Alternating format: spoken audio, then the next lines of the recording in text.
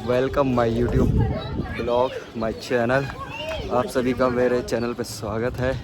आज के वीडियो हम आरंभ करते हैं अपने ग्वालियर के किले से।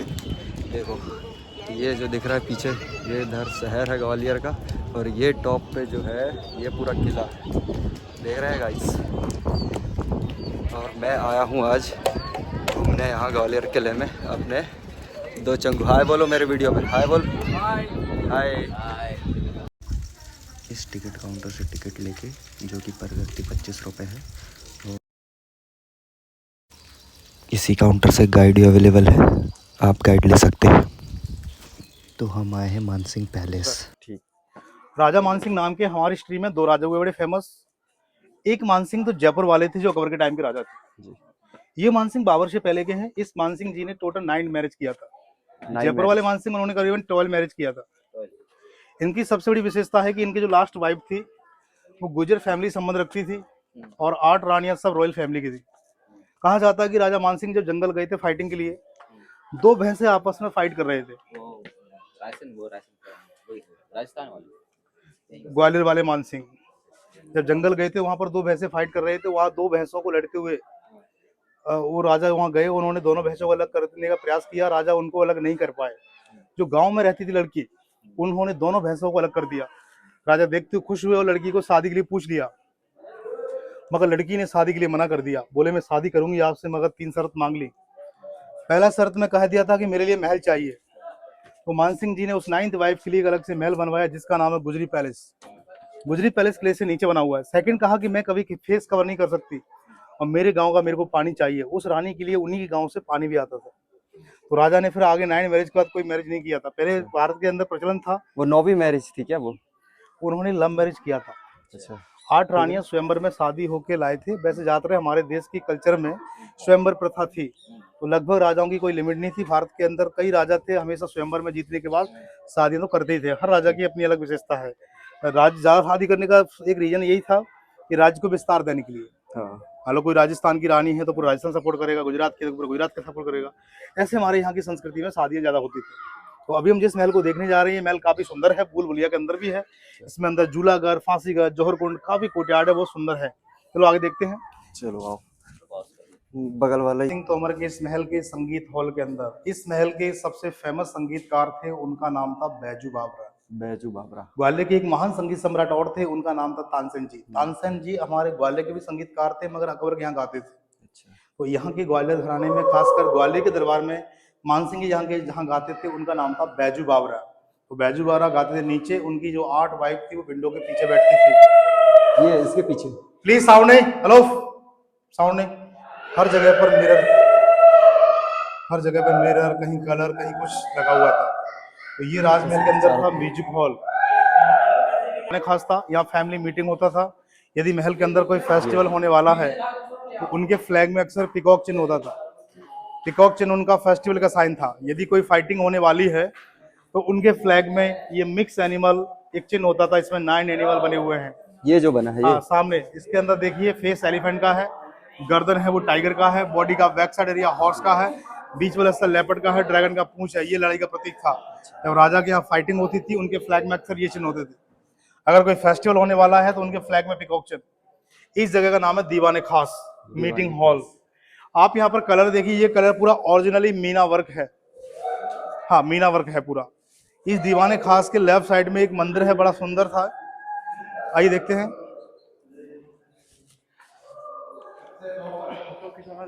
इस मंदिर की अपनी विशेषता है कि यहाँ पर देखिए आप 33 विंडो है। 33 विंडो में अलग अलग गॉड की मूर्ति थी, जिसमें 8 वसु, 11 रुद्र, 12 आदित्य, अश्विनी कुमार, मतलब 33 गॉड का हमेशा यहाँ मूर्ति लगा हुआ था। ऊपर देखो रुद्रराज का स्ट्रक्चर बना हुआ है, नीचे हुक लगे हैं पर्दे के लिए। बेसिकली मंदिर था, तभी से इस जगह को बोलते हैं मान मंदिर पैलेस। मौन मंदिर। हाँ, मान मंदिर पैलेस, क्योंकि महल के अंदर ये मंदिर भी है। दीवाने खास के सामने रानियां समकक्ष होकर के इसके अंदर शपथ लिया करती थी। शपथ? हाँ, क्योंकि शादी होने के बाद स्वयंवर में जो शादी होती थी तो उनका कोई डाउट होता था कि कोई अपना विचार ना बदल ले, तो रानी इस मंदिर के सामने समकक्ष होकर के अपनी सौगंध खाया करती थी। ये था मान मंदिर पैलेस। ये हुक लगे हैं सब पर्दे के लिए। बंद करो। अगर सर घूमना है तो घूमने दे देना जो देना हो। चलो आप पीछे घूम लो। ये जगह राजा मानसिंह जी के समय का स्टडी रूम है। राजा एक बहुत बड़े फेमस राइटर थे। हाँ। उन्होंने यहाँ बुक की स्थापना की। उस बुक का नाम था मान कुंतहल। सामने उनका लाइब्रेरी है जहाँ ये बुक वाला वगैरह एरिया? रखी जाती थी। रानियां यहाँ बैठ के ये आउटसाइड लाइब्रेरी देखती थी। एरिया। उसमें का बाहर का दीवाने आम, वो आम पब्लिकली था। अच्छा। ये था दीवाने खास। खास आइए। खास लोगों के लिए खास। इस महल में अंदर हम जा रहे हैं। इसमें छोटे छोटे रास्ते बनाए गए हैं हाँ। क्योंकि इस महल में जो कोई फाइटर होता था वो झुक के प्रवेश करे। अंधेरा है इधर पे तो।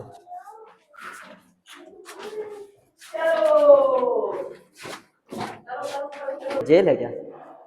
यहाँ पर देखो ये जो मेटल के हुक लगे हैं चारों साइड, यहाँ राजा की वाइफ झूला झूला करती थी। ये जगह का नाम है झूला घर। झूला घर। औरंगजेब के समय इस जगह को जब फांसी घर में कन्वर्ट किया गया तो व्हाइट स्पॉट से लेके इस व्हाइट स्पॉट तक एक लोहे की रॉड डाली गई। इस जगह पर औरंगजेब ने अपने भाई मुराद को फांसी पे लटका दिया। तो ये जगह भाई को, ब्रदर को, तो ये जगह झूला घर के बाद में ये फांसी घर बन गया। दारस को भाग गया, उसको दिल्ली के अंदर जाके पकड़ा था चांदनी चौक पर। लास्ट वाले भाई को उन्होंने मिर्जापुर में जिंदा चुनवा दिया। तभी से इस जगह को झूला घर, औरंगजेब के समय से इसको फांसी घर। और ये काला काला किस वजह से, क्या आगा? ये बेड की वजह से, चमगादड़ की वजह से। अभी आप देखिए ये बना है एको। एको समझते हैं? आवाज गूंज रही है। एको मतलब कहीं भी कोई बोलेगा इसका आवाज पूरे महल में साउंड होगा। ये इंडिया का पहला इको है। दूसरा echo Golconda, third echo Lucknow और लास्ट वाला इको गोल गुम्बद बीजापुर। मतलब महल के अंदर 500-600 वर्ष पहले भी इको बन गया था। तो ये पुराने समय का इको सिस्टम है। 8 बजे रोशनी यहाँ से, 9 बजे, 10 बजे, 11, 12 से 6 बजे वहाँ पर। तो घड़ी की तरह ये टाइम से रोशनी आती थी। ये गोल गोल विंडो से क्या है? हाँ, ये गोल विंडो क्रॉस में है क्योंकि कोई दुश्मन ऐसा भी होता है जो साउंड पर भी शूट ना करना जानता है। हाँ हाँ। क्योंकि हमारे यहाँ पर शब्द वेदी का भी अपना अलग कल्चर था। कोई गाइड ले रहे थे, इधर आ जाओ, इधर बाहर आ जाओ पीछे। छोटे रास्ते हैं। राजा इतने छोटे नहीं थे, ना उनकी रानी छोटी थी। रूल था कि हम मर जाएंगे मगर झुकेंगे नहीं। छोटा गेट था राजाओं की सुरक्षा के लिए। लेडीज किन्नर होते थे, जो कोई दुश्मन बन के घुस के आता था झुकते ही गर्दन काट दिया था। इसमें छोटा गेट है। अच्छा। उस पर तिरंगा लगा भी तो खैर पीकॉक चिन्ह था। फाइटिंग के लिए, फेस्टिवल के लिए फेस्टिवल चिन्ह था मोर वाला। तो इससे समझ जाते थे कितनी भी गर्मी हो यहाँ हवा तो आती है। 3 पार्ट में डिवाइड था।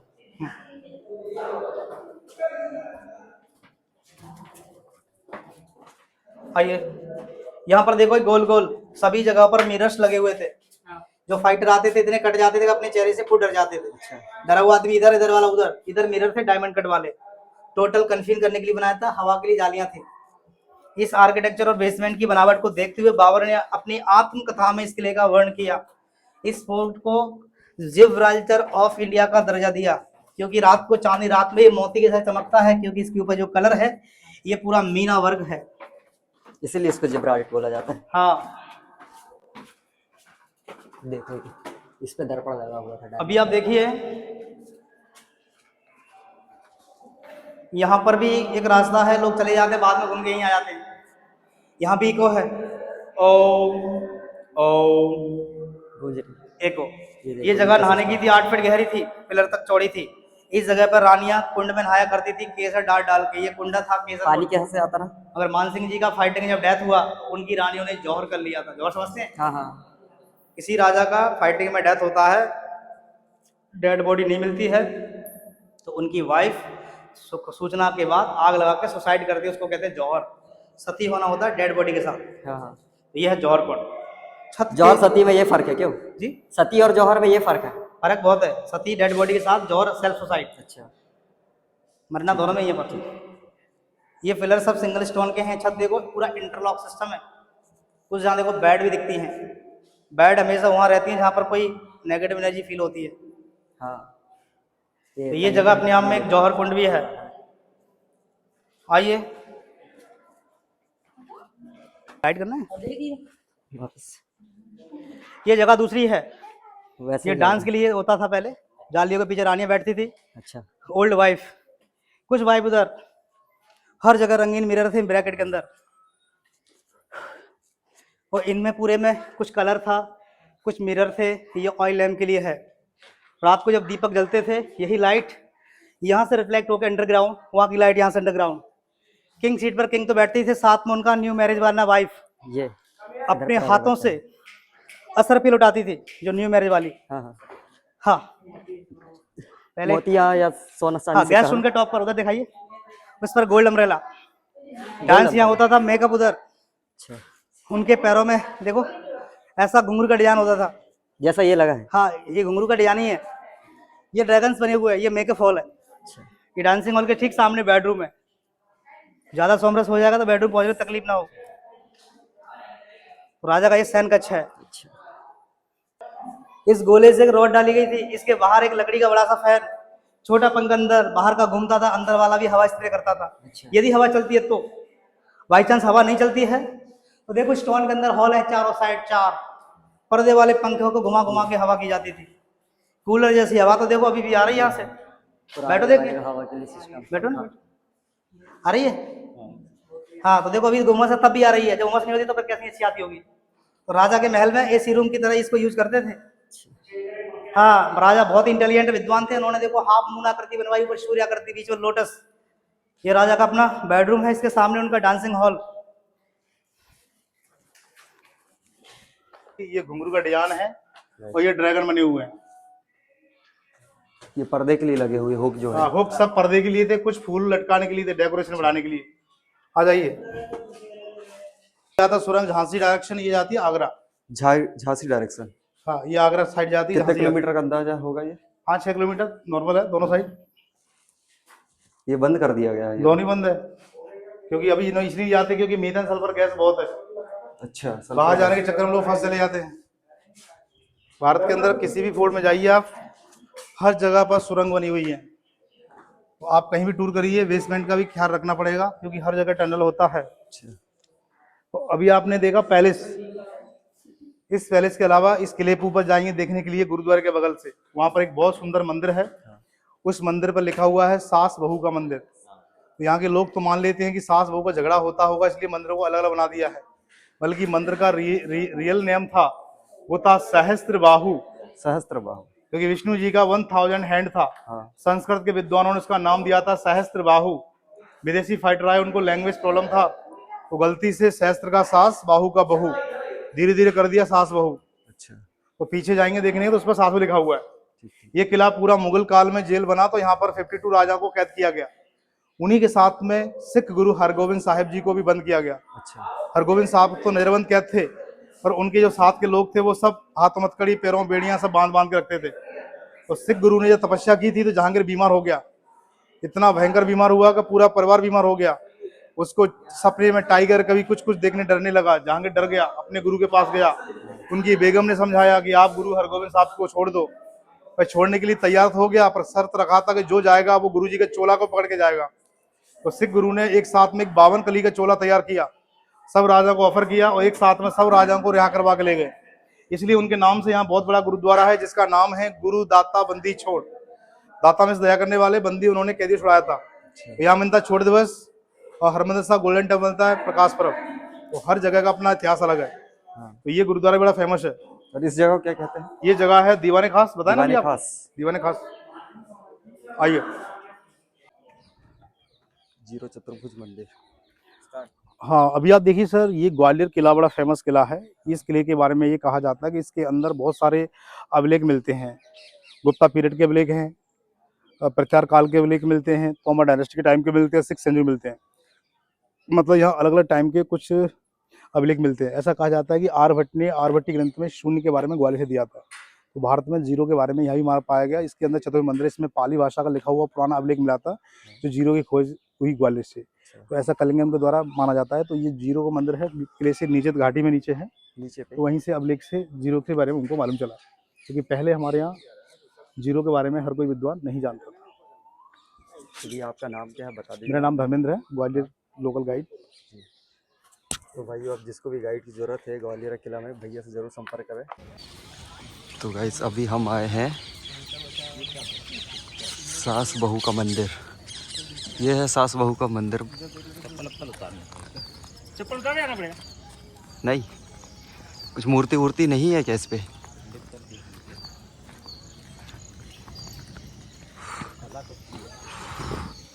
देख रहे हो आर्किटेक्ट पे जब बना हुआ है।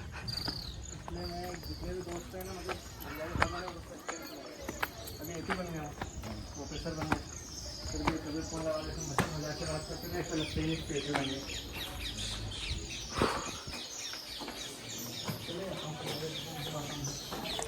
भाई साहब, गीला है क्या? ये इधर है क्या प्रतिमा? थी, कहाँ चले गई है? लेके चले गए। सब उठा के ले, सब खंडित हो गया है। हाँ मैं भी।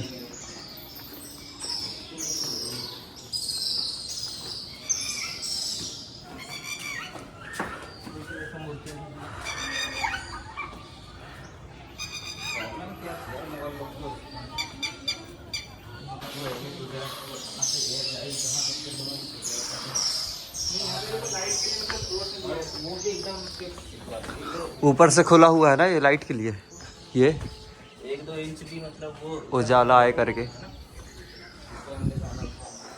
पॉइंट है खुला हुआ बढ़िया, ये जो सामने दिख रहा है। गाइस ये हम हैं इधर सास बहू है मंदिर, ये रहा सास बहू का मंदिर। पढ़ो भाई, इस क्षेत्र में गिर रहा है बारिश, लाइनें लाइनें जो दिख रही है आपको, ये इधर से पूरा सिटी ही दिखता है, पूरा ऑलमोस्ट पूरा ही सिटी का कवर हो जाता है भाई। ये देखो बादल कैसे गिर रहा है, देखो बारिश नीचे पूरे काले काले बादल वहाँ पे है डीबी मॉल के सामने ही। ये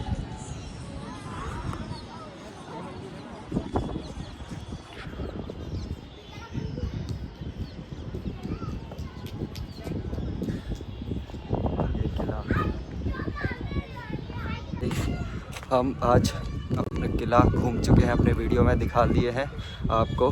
ऐसे प्यार जताएं और मेरे सब्सक्राइबर बढ़ाएं और लाइक करें, सब्सक्राइब करें, सब्सक्राइब करके चैनल को प्रमोट करें, शेयर करें, ठीक है। राम राम। ये रही ग्वालियर के फोर्ट की वीडियो। आज हम लोग भाइयों के साथ आज यहाँ पे घूमे, बढ़िया एंजॉय किए।